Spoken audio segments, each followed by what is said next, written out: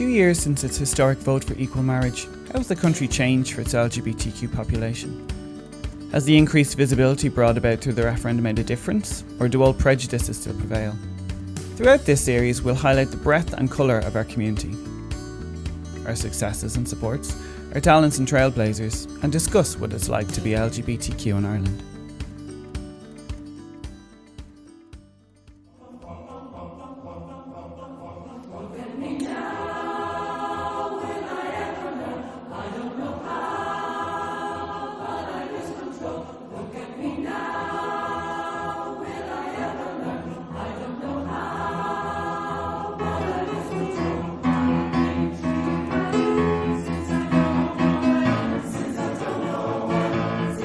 I'm Pauline and I'm a member of Gloria. And I'm Emmett and I'm a tenor in Gloria. Gloria is Dublin's gay and lesbian choir. We're 60 individuals that sing in 4 parts. We're singers, yeah. And why and when was it founded? Well, it was founded in 1995, so we're 20 years old this year. Carol Nelson, who's actually sings with Therese, placed an ad in GCN. She wanted to get a group of people together, lesbian gay people, to actually, just sing together and, have fun. Like, we've done so much, I think, over the last 20 years. Like, it's phenomenal. Like, from playing small gigs in Mother Redcaps, which was our first one, to like singing in Boston, San Jose, Canada. Like, we've sang all over the world, and it's been like Boston for me was one of the best ones because we were in this amazing venue and you had a lot of older Irish people. And I remember we sang, I can't even remember now what the song was, but there was a woman in the front and her eyes, she was just crying. Just with joy, wow. not because we were so bad, but so good. Yeah, it was just a really incredible experience. Like, for me, I think that was one of the best gigs I've ever done. It was lovely. Now, you're very upfront about being like a LGBT choir. Has that helped or hindered you, do you think? Well, I think it's both, because one of our objectives is around being visible, and again, like over the years, I think that was hugely significant for the community, that you actually had people going out to villages and stuff like that and standing up in sort of the oddest places saying, you're a lesbian and gay choir, and it helped, I suppose, feed into some of the local lesbian and gay communities in smaller places where you wouldn't have that. So it sort of gave them, I suppose, an opportunity to actually host an event and stuff like that. So that's really helped.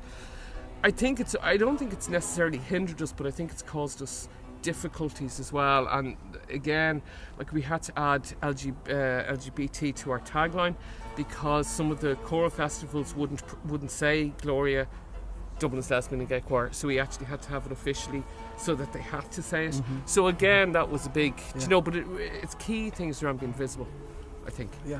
And you were saying a lovely thing earlier, if you don't mind repeating it, about families at Christmas. It's something that you can bring your family to an LGBT event. Yeah. It's just that, I suppose, a Christmas concert, I actually feel for the community in general that, like, it's a beautiful community event for us all, and it's great to see the community come together in St. Pat's Cathedral for the last few years. I'm in Gloria 3 years and I've been there for those 3 Christmas concerts, and it's something that you can bring your granny and your mammy to, so it's a nice kind of family event, but it's also a gay event, so it's a celebration of our community, and it's really lovely.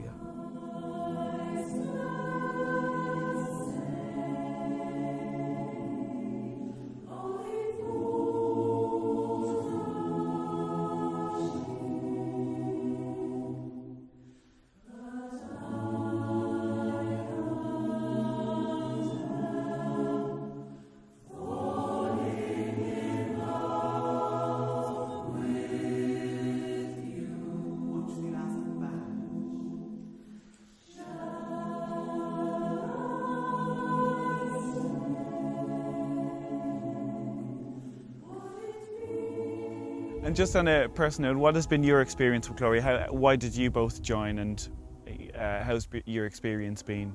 Personally, I joined 3 years ago in September. For me, it felt like a real homecoming. Not that I'd ever been in a gay choir before, but just like that sense of community and that sense of belonging was really important to me in my youth, actually, with Belong To.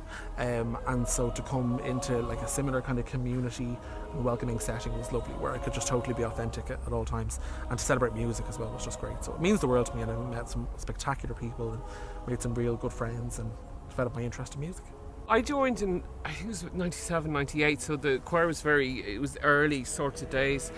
And it was a huge thing for me again, and it helped with my coming out, I suppose, as well, even though I'd been out for, I suppose, a good few years before that. But it did help with that, because you were actually, you know, you were standing on stage and people were saying, you know, you were saying we're a lesbian and gay choir. So that it definitely helped me become more comfortable, I suppose, with myself. But I suppose the biggest thing for me is really, is that whole sense of family and friends. And I think Gloria is quite unique in that we're 50-50 men and women.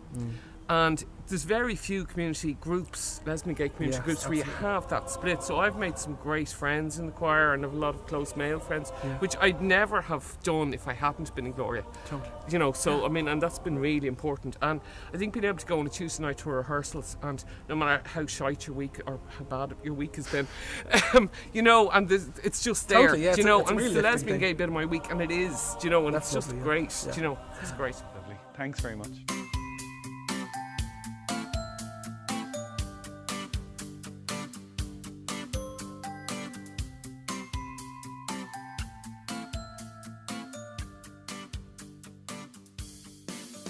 I'm Mia Campbell, and I'm a drag king here in Dublin.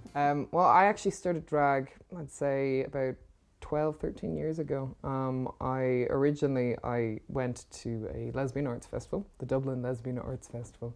I was invited by a friend, and we went along to see a show, and one part of that show was a performance by a drag king troupe called the Shamcocks. And I was absolutely mesmerised. I just thought it was amazing, and I sat there going, I could do that. I could definitely do that. Sure, I get mistaken for a man 4 or 5 times a week anyway. I might as well just, you know, put a beard on and make it official, you know. Ironically, Una McKevitt, the playwright and director, she was the person who'd brought me to see this show. And she and I decided we were going to audition together to be a part of the Shamcocks. But we went along, and I'd never done drag before. I'd seen them on stage, obviously. Una and I sat there we looked it up, and we were told, you get hair, you cut the hair up small, and you glue it in your face. And that's how you become a drag king, you know. And we had gotten, the one thing we'd gotten that was actually the correct product to use was a spirit gum. And we stood in the bathroom trying to cut up the nylon hair with these tiny scissors, while 12-year-old girls ran around in between our feet asking us what we were doing. So we explained, you know, we were becoming drag kings, and then had to go to the efforts of explaining what that even meant. But the crux of it being, with our spirit gum and our cut up hair, it looked like we glued pubes to our faces. But it was great fun, and you know, from that point it spawned into many more wonderful projects and endeavours. And with your knowledge of like the drag king scene in Ireland, was there a big one back then? Has it evolved? Has it grown? It's been interesting. It's had its various evolutions. My first consciousness of drag kinging in Ireland was when a girl called Rachel created a drag character called Johnny Silvino. Basically, it was like a big quiff and a real kind of sleazy card playing gangster type guy. And she had started doing gigs around Ireland, and she started then working with Sid Vicious, who was a friend of mine, Jude, back then, and the person that I'd approached to ask to be part of the Shamcocks. But certainly in terms of regular performers, there were about 10 to 12. But for the most part, it was like, I'd say 10 core kings. And then I got the opportunity to travel with them over to Chicago for what's called the International Drag King Extravaganza. It was like Comic-Con for, you know, lesbians who dress as men. And it was basically this huge convention whereby kings from all over North America, Canada, and we were in this big theatre right in the heart of Chicago, and there was just, I'd say maybe 5,000-6,000 women there to watch this giant production of drag kings from all around the world. So I had to learn the whole routine that morning, and I've never been so terrified to walk out on the stage, but to walk out and just see the sea of women, all of whom understood and appreciated and were wholeheartedly there to enjoy a drag king show. And where did the character of Phil come from? Can you tell us a bit about him? I think because my first introduction to drag was just the notion of getting on stage as a male character, it didn't necessarily have a backstory to begin with. Like, I didn't have an explanation of who Phil was. It was just more an inherent sense of how I really envisage myself as a man. Me as Phil on a microphone is a slightly more brash and offensive version of me in normal day-to-day life. And how does it feel when you're doing it?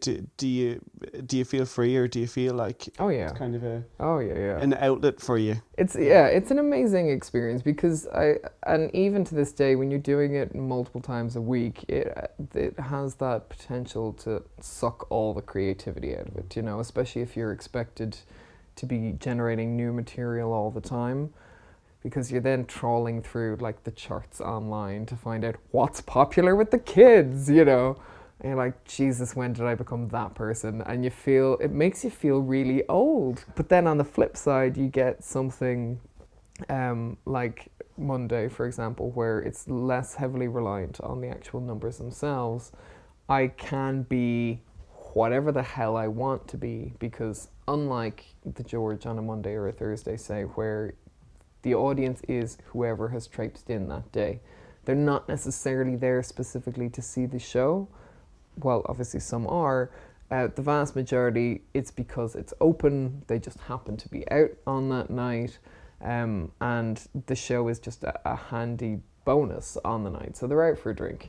And what next? How do you keep, do you think you've reached a certain level now where your career will have its own momentum, or is it always very difficult to keep working as a drag king? At the moment, I've certainly not been struggling for gigs anyway. Like, I think certainly I've a huge amount of gratitude to Davina for giving me that first platform on the queer scene, because, you know, no one had really given a king a chance before, and I think she saw an opportunity to do something different. But when we started working together, there was definitely that recognition of, okay, well, there are opportunities here. And the more I did it, and then when I booked the second gig in the George, the more you get to openly go, well, look, you know, I have 2 residencies. That's unheard of in Ireland, you know. It gives you leverage then to be a commodity that people might actually want.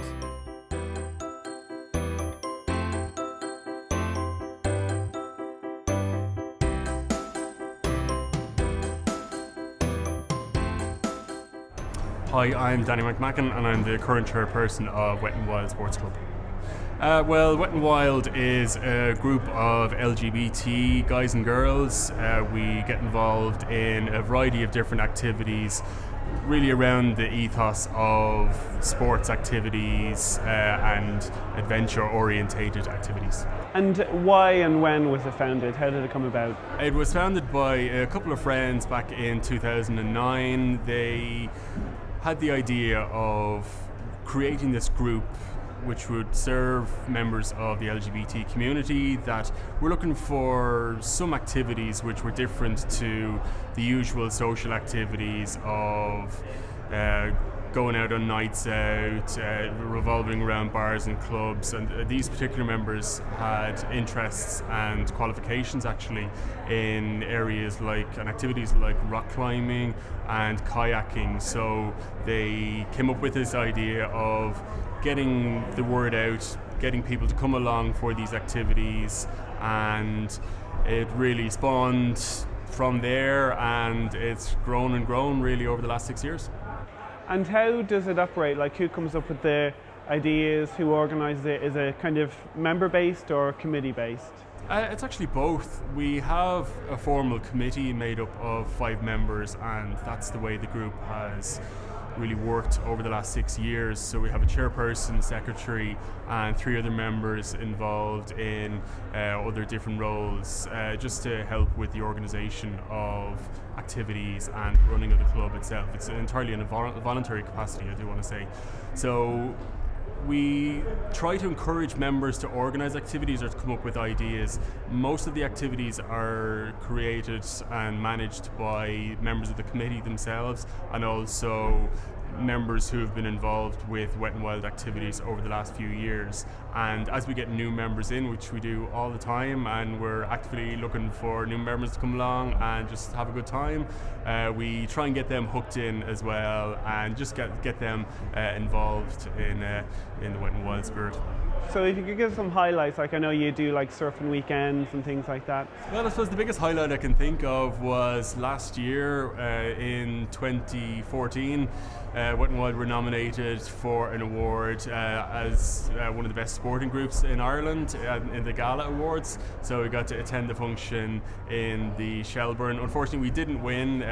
We lost out on the night to the Dublin Devils, but fair play to those guys, because they fully deserved it, having created the wonderful or managed the wonderful European gay football tournament the previous year, so they're well deserved. We organise weekends all throughout the year. Maybe over the winter time we take a break, but the kind of things we get involved in are surfing weekends, rock climbing weekends, kayaking weekends. Those are the main weekend activities, and then interspersed then throughout the rest of the year over different weekends, and indeed evening activities as well.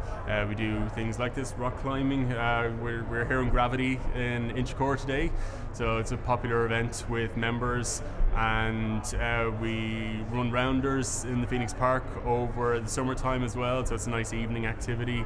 And whilst we do focus on the activities, we also want to promote the social aspect of the club as well, in creating a social outlet for members of the LGBT community, guys and girls. I do want to stress that we're not one way or the other. We like to encourage anybody to come along, and of course allies as well. Everyone's welcome, and all we ask is just that you bring a sense of fun and adventure, and really that helps everyone to have a good time. So it's definitely battling the assumption that gay people don't like sports. Yeah. Absolutely. I don't know where they get that kind of idea from. Yeah, everyone that comes along to our activities, I don't think I've ever met any member or spoken to any member or even heard anecdotally from any member over the years that anyone has gone to an activity and didn't enjoy themselves. It can be difficult turning up to an event when you don't know anybody, and I'm really proud of the fact that we have a good reputation in the LGBT community, that people know that Wet and Wild events are fun, and even if they don't know anyone, that it's great to see people having the courage to come along, and I know that anyone that comes along is guaranteed a good time. Is there ever a worry when events are booked that you can't mention that you're a gay group or anything like that? Have you ever encountered any problems with that? It can be a concern, I suppose, especially if we don't have an established relationship with different centres. I have to say, from my own experience, I haven't had any negative interactions or negative experiences with any of the companies that we're involved in, that we promote to those companies, that we have our established pages for managing events on the likes of Meetup, and our Facebook group has been in operation since 2009, so they can see for themselves that we are involved in many different types of events, and that we're really just out to participate, have fun, and there's nothing that they need to be anyway concerned about in terms of the fact that it's a gay group. And yeah, we have some great working relationships with a number of companies all throughout Ireland, especially in Donegal. We've got a great working relationship with Narassa Surf School. They're based in Dunfanaghy in County Donegal, and they've actually organised international surf trips with us. So the last 2 years we've organised a group of guys to go over with the Narassa team to south of France, and they go there for a week of surfing and sightseeing, and everyone's had a great time. So yeah, it really helps then to promote the club, and that we have ambassadors then for Wet and Wild, just to show that nothing to be anyway concerned about with LGBT groups. And how would people get involved if they wanted to sign up for some of the activities? Well, all of our events are managed on the Meetup website, so you can go to www.meetup.com/wet-wild. We're also on Facebook. If you search Wet and Wild Sports Club, you'll find us, and we also have our website, which is www.wetandwildsportsclub.com, and all the information of all of our events and pictures from past events, they're all up there. Great stuff. Thank you very much for your time. Thanks, Benny.